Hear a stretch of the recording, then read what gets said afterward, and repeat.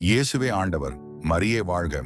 இயேசு கிறிஸ்துவுக்குள் வாழ்த்துடிக்கும் சகோதர சகோதரிகளே, இன்று நம் தாய் திருச்சபையானது இறந்த நம்பிக்கையாளர்களின் தினத்தை கொண்டாடுகிறது.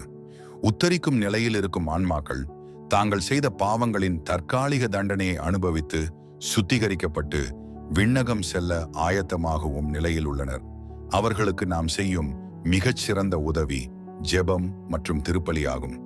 முக்கியமாக இறந்த ஆன்மாக்களுக்காக திருப்பலி ஒப்புக் கொடுப்பது அவர்களுக்கு கடவுளின் இரக்கத்தையும் மன்னிப்பையும் பெற்றுத்தரும் வழியாகும்.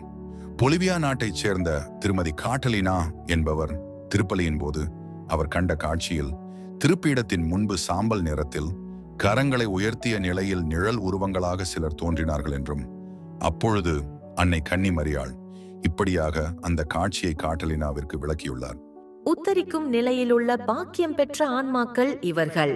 அவர்கள் மோட்ச வாழ்வை பெற உங்களது மன்றாட்டுகளுக்காக காத்திருக்கின்றனர். அவர்களுக்காக மன்றாட மறக்காதீர்கள். தங்களுக்கென்று மன்றாட முடியாத நிலையில் இருக்கும் இவர்கள் உங்களுக்காக மன்றாடுகின்றனர்.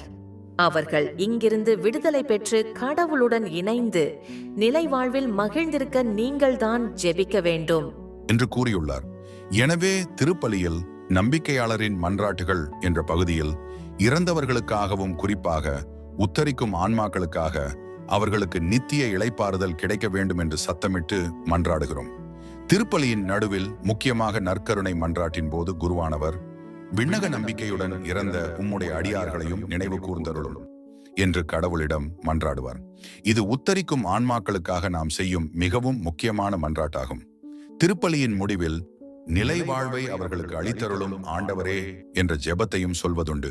ஆகவே இன்றிலிருந்து ஒவ்வொரு நாள் திருப்பலியிலும் நம் குடும்பத்தில் இறந்தவர்களுக்காகவும் யாருமே நினையாத அனைத்து ஆன்மாக்களுக்காகவும் திருப்பலியை ஒப்புக் கொடுத்து அவர்கள் நிலைவாழ்வை அடைய வேண்டி உருக்கமாக மன்றாடுவோம்.